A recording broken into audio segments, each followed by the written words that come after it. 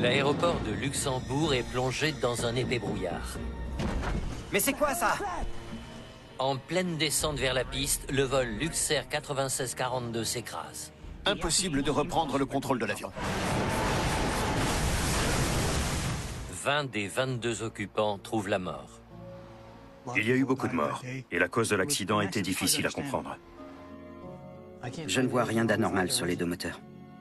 C'est en s'intéressant au bruit enregistré dans le cockpit Ça correspond? que les enquêteurs ont pu identifier une manipulation impensable.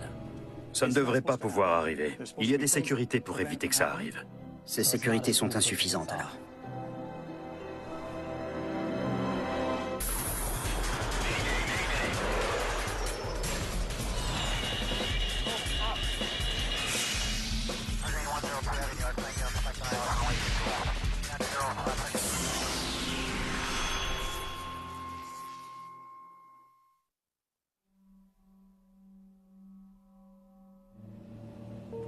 Il est un peu moins de 10 heures du matin à l'aéroport international de Luxembourg. La piste, recouverte d'un épais brouillard, est pour l'instant fermée. Cargolux 778 maintenait le cap jusqu'au point Lutax et rejoignait le circuit d'attente. Luxair 403 entré dans le circuit d'attente au niveau de vol 60. Je vous rappelle pour votre vecteur ILS.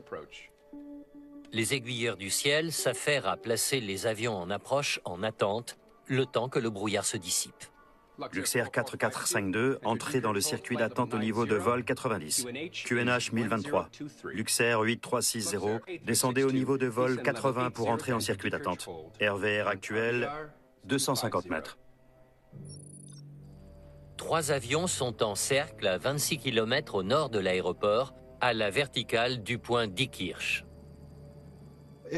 Lorsque la visibilité au sol est mauvaise, avec beaucoup d'avions en circuit d'attente, la situation devient rapidement stressante. Il faut rester concentré et attentif à tout ce qui peut se passer et à ce que vous faites. Luxair 9642 entré en circuit d'attente au niveau de vol 90. Je vous transmettrai plus tard votre vecteur ILS pour la piste 24. C'est bien reçu, Luxair 9642. L'un des avions se dirigeant vers la zone d'attente est le vol Luxair 9642. C'est un Fokker 50 muni de 2 turbopropulseurs en provenance de Berlin. Le Fokker 50 est un excellent appareil. Il est fait pour les courtes distances sur le territoire européen. C'est un avion qui vole jour et nuit, par toutes conditions météo. Le vol compte 19 passagers. La plupart sont des hommes d'affaires allemands se rendant au Luxembourg. Ce jour-là, le copilote est John Arendt. Il a 32 ans. J'informe les passagers. Mesdames et messieurs, bonjour. Le brouillard est dense sur l'aéroport de Luxembourg. Nous ne pouvons pas atterrir pour l'instant. Nous allons devoir patienter que les conditions s'améliorent. En attendant que le brouillard se lève, nous allons nous mettre dans un circuit d'attente. Nous vous tiendrons informés de l'évolution de la situation. Claude Poquès, le commandant de bord, a 26 ans. Luxair 9642 réduit sa vitesse à 160 nœuds. Bien reçu, 160 nœuds. L'équipage se dirige vers le circuit d'attente au nord du terrain. Combien de temps on peut tourner? Il reste quoi comme carburant? 550, 700 kilos. Il nous faudrait 850 kilos en sortie de circuit. Il faut qu'on puisse atteindre le déroutement, plus 20 minutes de réserve. Donc il nous faut 600 kilos.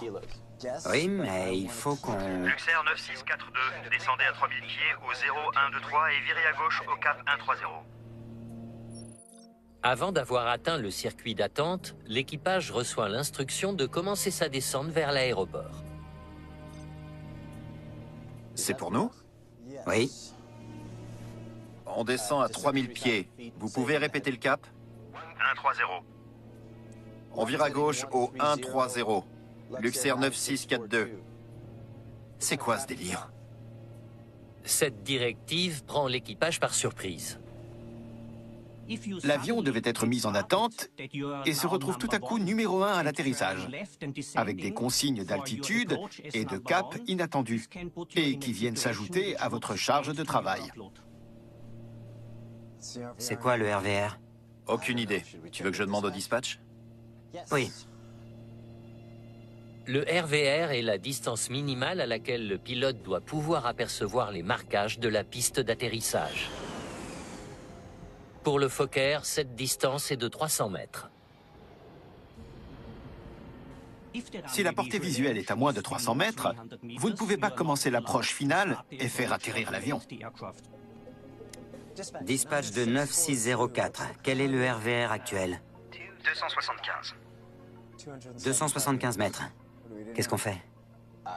J'en sais rien. Si la visibilité n'est pas suffisante, c'est une remise de gaz. La tour leur donnera un nouveau vecteur d'approche à moins que le RVR reste trop bas, auquel cas ils seront placés en circuit d'attente. Il veut nous mettre en approche finale? Oui, c'est ça. Luxair 9642, virez à droite au 220, autorisé en finale. Environ 220, autorisé en finale 9642. Dis-lui que si on n'a pas 300 mètres arrivés en écho, on remet les gaz et on prend l'attente.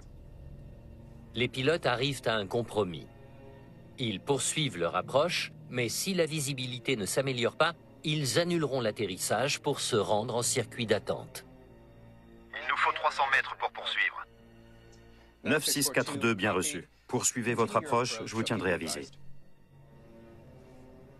Les passagers ne s'attendent pas à ce que l'avion entame sa descente.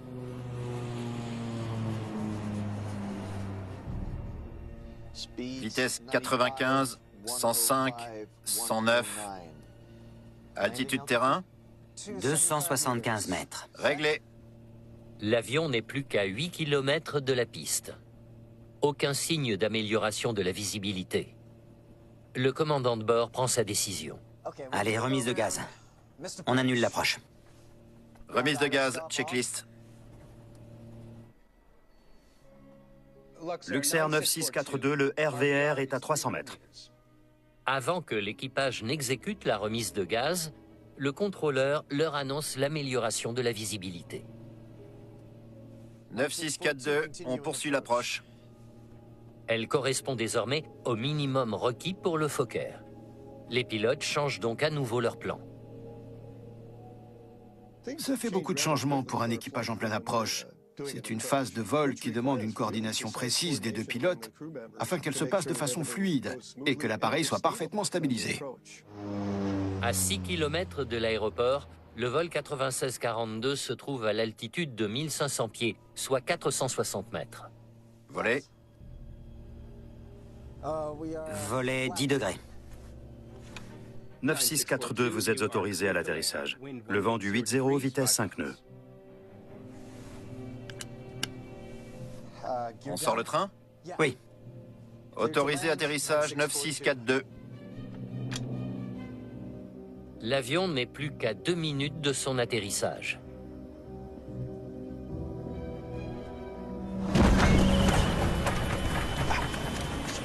C'est quoi ce délire? Les moteurs se mettent à dysfonctionner.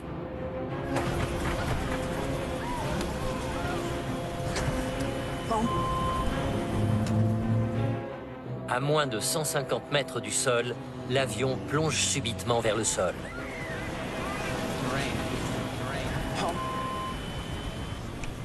Redresse, redresse, redresse! Le Fokker s'est tout à coup mis à partir en descente, alors qu'il volait à basse altitude. Les pilotes n'ont rien pu faire.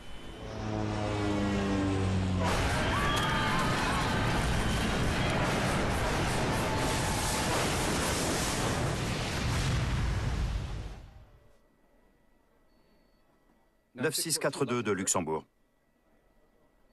Luxair 9642 de Luxembourg. Luxair 9642 de Luxembourg, vous me recevez?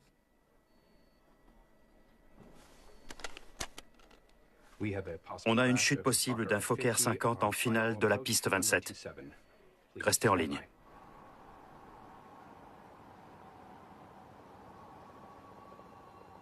L'épave est localisée à 3 km de la piste d'atterrissage.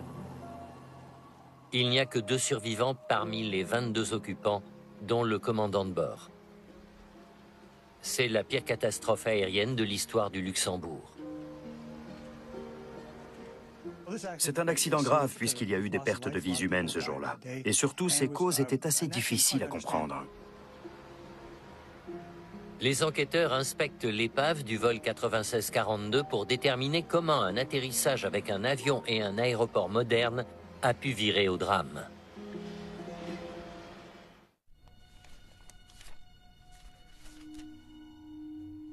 La queue a touché ici. L'aile droite a arraché quelques arbres et l'avion a glissé sur la route. Les premières constatations indiquent que le Fokker a touché le sol le nez vers le haut. Notre première hypothèse a été que l'équipage a tenté de faire cabrer l'appareil pour éviter de toucher le sol. Pas de moteur? Vent cisaillant? Problème mécanique? L'emplacement des débris permet de privilégier quelques pistes. C'est rare de voir un avion s'écraser avant la piste. Est-ce qu'il y a eu une confusion dans l'altitude, une panne moteur? Il y a plusieurs hypothèses à envisager. Pendant que les investigations se poursuivent sur les lieux du crash, les enquêteurs interrogent le contrôleur ayant pris en charge l'approche du Fokker. Rien d'inhabituel qui sorte de l'ordinaire. Cette journée tout entière était inhabituelle. Il explique que les conditions météo avaient entraîné la fermeture temporaire de la piste d'atterrissage. Y compris le vol 9642. Oui, au départ. Luxair 9642, vous entrez en circuit d'attente, niveau de vol 90. Mais au dernier moment, le brouillard s'est dissipé. Luxair 9642 descendait à 3000 pieds au 1023 et virez à gauche au cap 130. Il indique également qu'en raison de sa position, c'est le vol 9642 qui a été autorisé le premier à l'atterrissage alors que le brouillard se dissipait. Il leur fallait 300 mètres de visibilité pour se poser. On les a eus à 10h05. Je les ai donc autorisés à l'atterrissage. Ils devaient rejoindre le circuit d'attente, mais le contrôleur a vu une opportunité. Ils étaient en position idéale pour une approche finale directe sur l'aéroport de Luxembourg. Et ensuite, Ça a été notre dernier échange. pas de message de détresse? Non, rien. L'aiguilleur est incapable d'expliquer pourquoi le Fokker a percuté le sol à 3 km du seuil de piste. Il n'y a eu aucune communication entre l'aiguilleur en poste à la tour de contrôle et l'appareil pour signaler la présence d'un problème quelconque ou une situation d'urgence. Seul le commandant de bord pourrait expliquer pourquoi le Fokker a manqué son atterrissage, mais il est dans le coma. Les enquêteurs vont devoir se passer de son aide pour reconstituer les derniers moments du vol. Le commandant de bord était incapable de témoigner. Il a fallu se recentrer sur des indices matériels. Il commence par inspecter les moteurs à la recherche d'une éventuelle panne. Ils ont l'air d'être en bon état. Les moteurs maintiennent l'avion en vol jusqu'à l'atterrissage. Il est donc logique de se préoccuper en premier lieu de leur état afin d'établir s'ils sont à l'origine de la chute de l'appareil. Pas de traces d'incendie, nulle part. Pas de problème de turbine, de durite, entrée d'air dégagée, pompe électronique OK. Je ne vois rien d'inhabituel sur les moteurs. Les moteurs sont étrangement en bon état. Difficile d'expliquer la chute brutale du Fokker juste avant la piste, alors qu'il semblait fonctionner. Ils ont viré en finale à cet endroit-là. Les enquêteurs se basent sur les données du radar d'approche pour reproduire la trajectoire de l'avion. 7 minutes avant l'impact. Ils sont autorisés à l'approche à l'altitude de 9000 pieds. Ils entament une descente rapide de 7000 pieds par minute. Ils ne sont qu'à 6 km du seuil de piste. Le crash se produit 15 secondes plus tard. Voilà la pente. En comparant la pente suivie par l'appareil à celle recommandée pour l'approche, les enquêteurs découvrent que le Fokker était 90 mètres trop haut pendant la dernière phase de son approche. Ça explique pourquoi il voulait perdre rapidement de l'altitude. C'est un gros problème de se retrouver 90 mètres au-dessus de la pente d'approche parce qu'il a fallu faire en sorte qu'il rattrape cette altitude tout en le préparant pour l'atterrissage, ce qui est, pour ainsi dire, impossible. Pourquoi les pilotes ont accepté de se retrouver dans une telle situation? Se précipiter en phase d'approche finale n'est jamais une bonne idée, surtout avec une météo dégradée.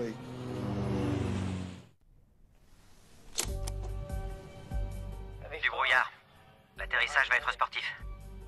Les enregistrements audio du cockpit, conservés dans l'une des deux boîtes noires, donnent un aperçu de la situation des pilotes. Donc, ils savent que la météo va poser problème. J'appelle le dispatch. Dispatch de 9642, bonjour. 9642, bonjour. On peut avoir un point météo? Le RVR est à 250 pour l'instant. Si ça ne s'améliore pas, vous dérouterez vers Sarrebruck. Reçu, merci. Pas question d'aller à Sarrebruck. C'est clair. Vent du 110 4 nœuds, approche piste 27 en ILS. Altitude de transition au niveau de vol 60. Il veut éviter le déroutement.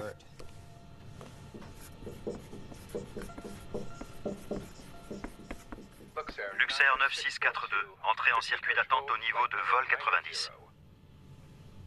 Ils sont dirigés vers le circuit d'attente. C'est bien reçu, Luxair 9642. Il faut qu'on puisse atteindre le déroutement plus 20 minutes de réserve. Donc il nous faut 600 kilos. Parfait. Il vérifie qu'ils ont assez de carburant pour atteindre le terrain de déroutement. Oui, mais il faut que... Luxair 9642, descendez à 3000 pieds au 1023 et virez à gauche au cap 130. Et là, les plans changent.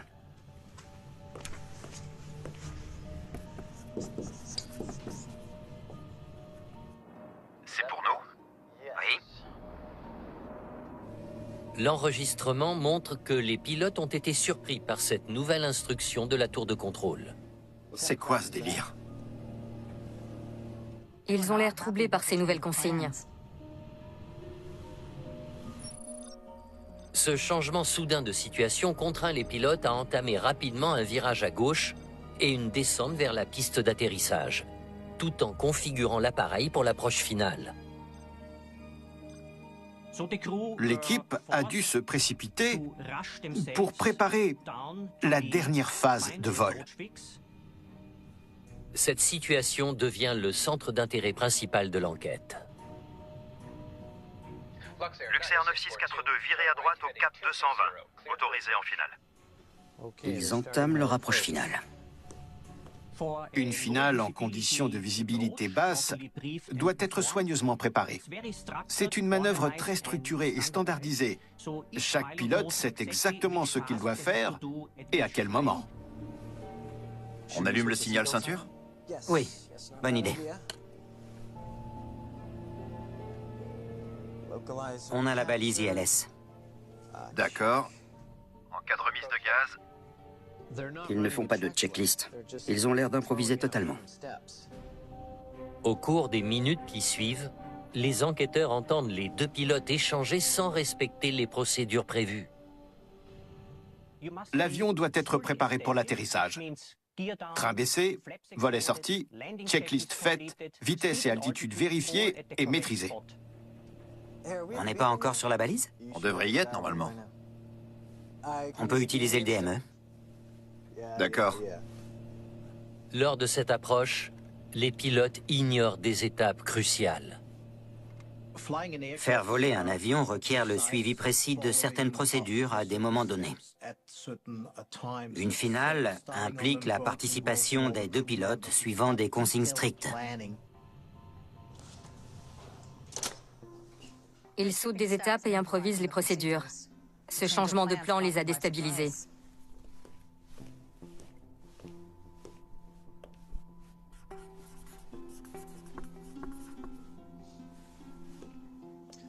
Ils sont dans la précipitation. Alors qu'ils se trouvaient déjà dans une situation à forte charge de travail, ils se sont dépêchés de mettre l'avion en descente tout en le préparant, ce qui, je l'avoue, est assez hasardeux. C'est peut-être cette précipitation qui a conduit les pilotes à voler trop haut dans un premier temps. Ils se rapprochent du seuil de piste. À 5600 mètres, ils sont à 3000 pieds au lieu de 2500.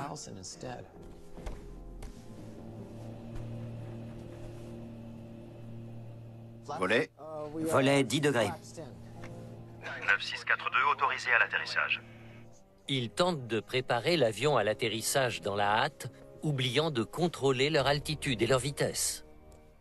Le contrôle de l'altitude et de la vitesse est primordial lors de l'approche, surtout dans des conditions de mauvaise visibilité. Elles doivent être maîtrisées bien avant l'atterrissage. Pourquoi ils stressent autant pour une approche un peu précipitée? Je pense qu'il croyait qu'il ne pourrait pas se poser. On va voir. RVR, RVR, RVR.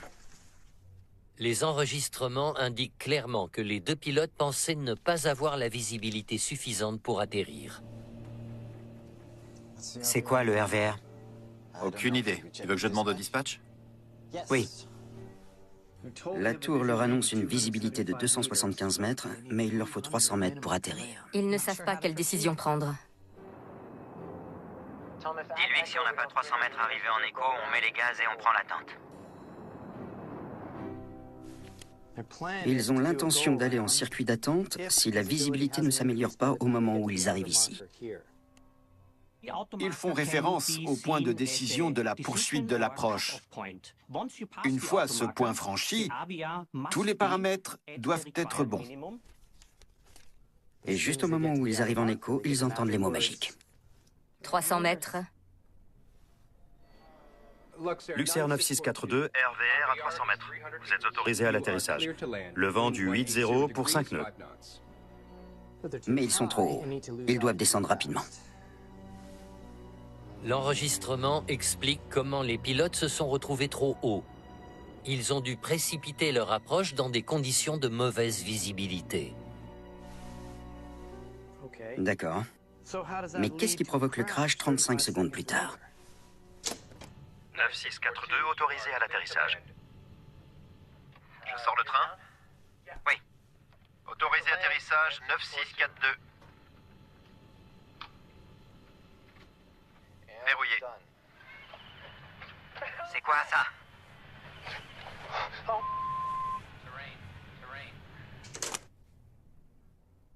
Qu'est-ce qui s'est passé? Dans les dernières secondes de l'enregistrement, on entend un gros bruit qui interpelle les pilotes. Qu'est-ce qui s'est passé dans ces 20 dernières secondes? Et c'était quoi ce bruit?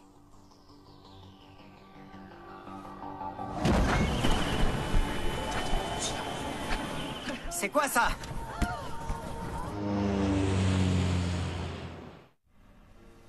Les enquêteurs espèrent que l'enregistreur des données de vol, l'autre boîte noire, pourra expliquer la raison du crash du vol Luxair 9642. Alors, ils sont à 900 mètres et à 160 nœuds. Ils entament leur finale, les volets sortis à 10 degrés, et l'avion accélère en approchant du sol. On va vérifier les actions sur les moteurs.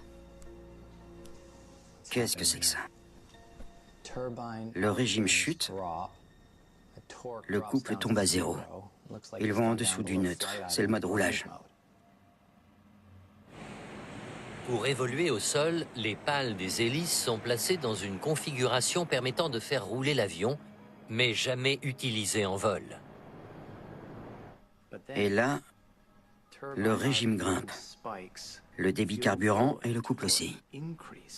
Et au même moment, il plonge. Est-ce qu'ils sont passés en bêta? La configuration bêta est l'inversion de poussée. Les pales sont retournées pour agir dans le sens inverse afin d'aider l'avion à ralentir après l'atterrissage. Si on actionne cette configuration en vol, ça peut entraîner une perte de contrôle de l'appareil potentiellement irrécupérable. Les pilotes du vol 96-42 ont-ils actionné l'inverseur de poussée? Et si oui, pourquoi? On peut entendre les 20 dernières secondes de l'audio? Verrouillé. C'est quoi ça?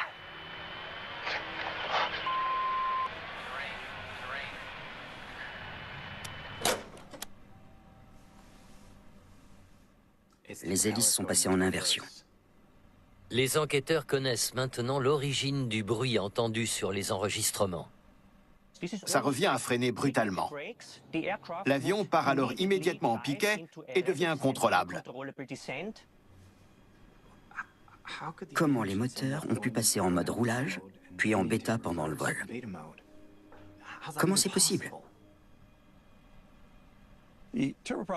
Sur les avions à turbopropulseur, comme le Fokker 50, il existe des sécurités pour empêcher de passer en inversion pendant le vol.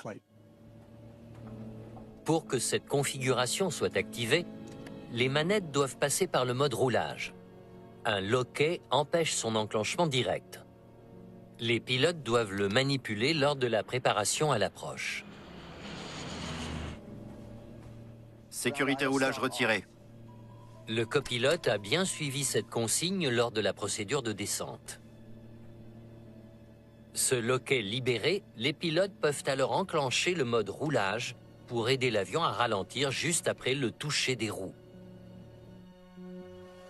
Mais les données révèlent que ce mode a été actionné 25 secondes avant le crash de l'appareil.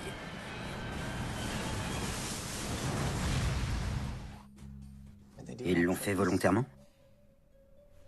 La question est, comment c'est arrivé? C'était volontaire? Est-ce qu'il y a eu un problème, une sécurité inopérante? C'est là-dessus que l'enquête doit se pencher. Ça enregistre. On commence par les phares de roulage. Pour établir si les pilotes ont volontairement actionné le mode roulage avant de toucher le sol, les enquêteurs enregistrent les sons émis par les commandes d'un autre Fokker 50.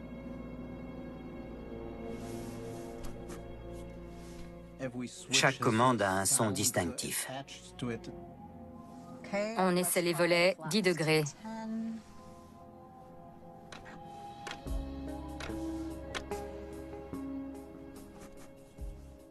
Et le mode roulage maintenant.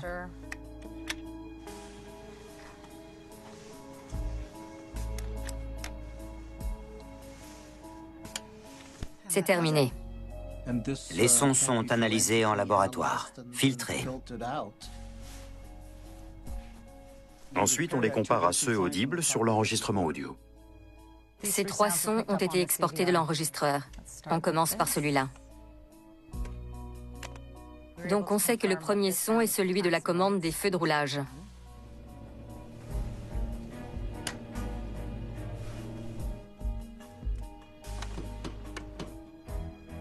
Et ici, on a la manette de commande des volets déplacés en position 10 degrés.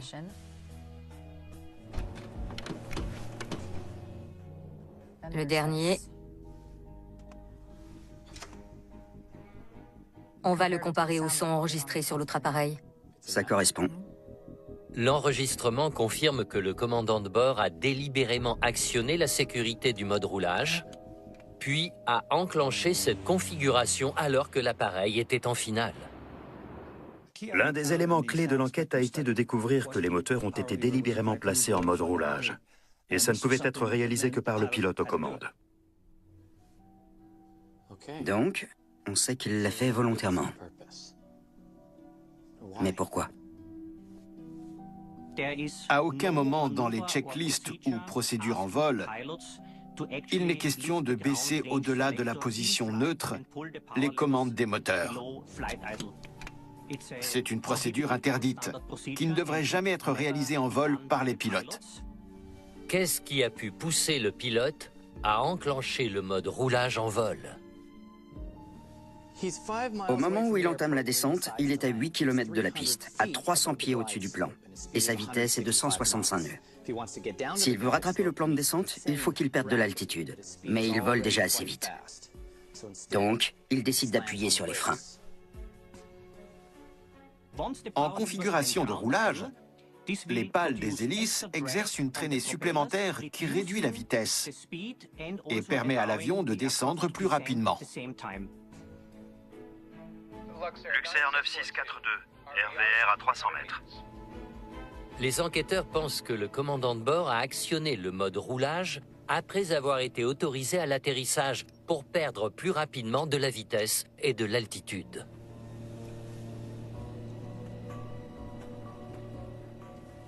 Tu crois que ça va marcher? 9642 en finale. Volée. Ils auraient dû prendre la décision de remettre les gaz, d'aller en circuit d'attente et de prendre le temps de recommencer leur approche. D'accord. Ça explique pourquoi ils sont passés en roulage. Mais l'inversion. C'est quoi ça?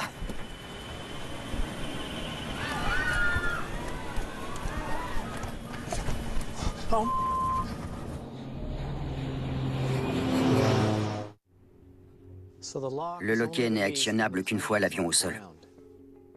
Maintenant qu'il est établi que les pilotes du vol Luxair 9642 ont délibérément enclenché le mode roulage, il faut découvrir comment il a été possible de passer en inversion de poussée tout en étant en vol, malgré les sécurités. En théorie, c'est impossible. Il est a priori impossible de passer en bêta pendant le vol. Deux sécurités distinctes sont censées empêcher que ça arrive. Un loquet à commande électrique empêche mécaniquement les manettes de passer en inversion en vol. Une fois l'avion au sol, et lorsque les roues tournent à une vitesse de 35 km/h, un signal est envoyé pour libérer la course des manettes et permettre le passage des hélices en configuration d'inversion de poussée. C'est un mode qui ne peut être utilisé qu'au sol. C'est pour cela qu'il y a des sécurités empêchant de l'actionner par accident au cours du vol. Est-ce que le loquet était défaillant? Ce loquet a été installé pour empêcher mécaniquement les pilotes de positionner les manettes en dessous du neutre pendant le vol. Donc, impossible d'actionner l'inversion. Les enquêteurs s'intéressent aux composants de cette sécurité. Pas de défaut sur l'anti-patinage, le capteur de vitesse de rotation des roues et le loquet est bien libre. Des capteurs placés sur les roues actionnent l'antipatinage et envoient le signal permettant l'ouverture du loquet à une vitesse donnée. Tout a l'air de fonctionner normalement. Le loquet ne doit pas bouger tant que les roues ne tournent pas. Qu'est-ce qui s'est passé? C'est maintenant sur le mécanisme permettant d'enclencher le mode inversion de poussée que l'attention est portée. On a quelque chose dans le carnet de maintenance? Il y a ça?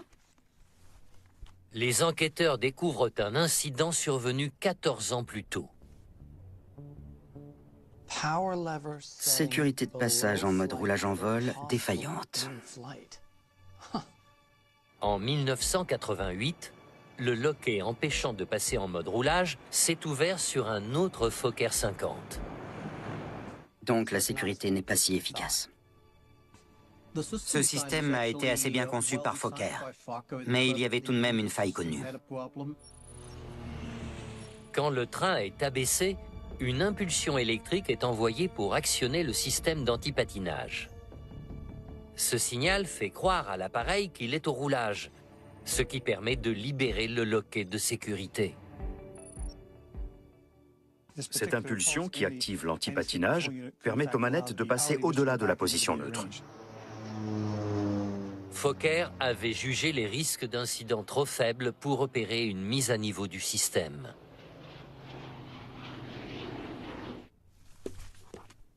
Il faut 3 conditions pour que le loquet soit retiré. Train baissé, verrouillage du train principal droit et gauche au même instant, et manette en dessous du neutre. Il faut de nombreuses conditions pour que ce dysfonctionnement soit possible. C'est un concours de circonstances presque impossible. Serait-il tombé dans la faille? Les enquêteurs analysent à nouveau l'enregistrement audio et les données de vol pour établir si tous les paramètres étaient réunis pour ouvrir cette faille.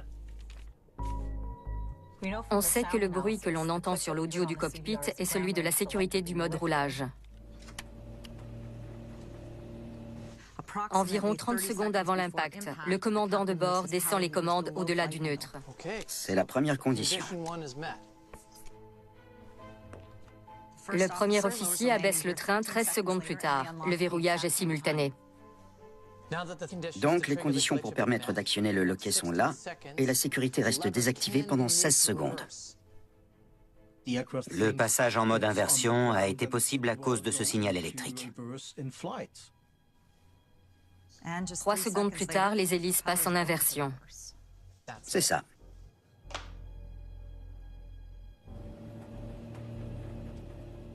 Sécurité roulage coupé.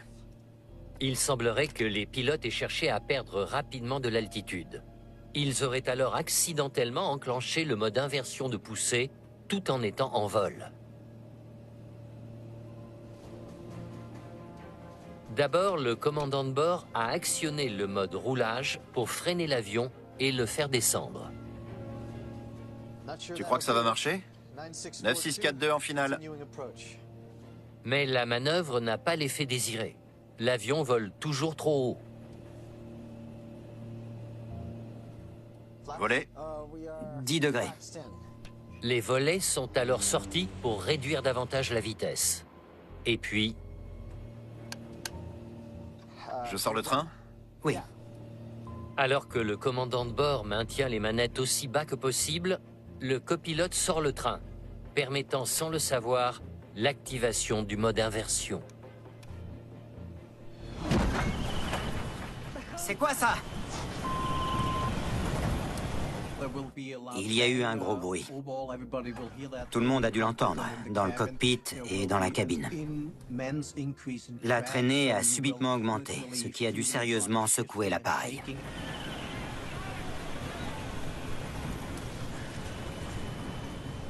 Le commandant de bord ne comprend pas ce qui se passe.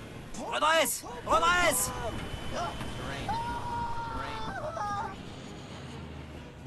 Quand les deux trains principaux se sont verrouillés, les moteurs sont passés en inversion de poussée. C'était impossible à récupérer. À peine 25 secondes plus tard, l'avion s'écrase, tuant 20 de ses occupants. Si Fokker avait identifié le problème en 1988, pourquoi ils n'ont rien fait? Les enquêteurs examinent les rapports d'incident. Ils veulent découvrir pourquoi une telle faille a pu rester possible sur ces appareils. D'après eux, les probabilités que ça arrive étaient si faibles que ça ne nécessitait pas d'action immédiate. La période pendant laquelle l'incident pouvait se produire était très courte. Effectivement, les risques étaient très faibles, ça ne fait aucun doute. Mais ils n'étaient pas inexistants. Quelques années plus tard, Fokker a recommandé des actions et a envoyé un bulletin de maintenance. Le fabricant du système de contrôle de l'antipatinage a recommandé une modification simple empêchant la mauvaise interprétation du signal électrique.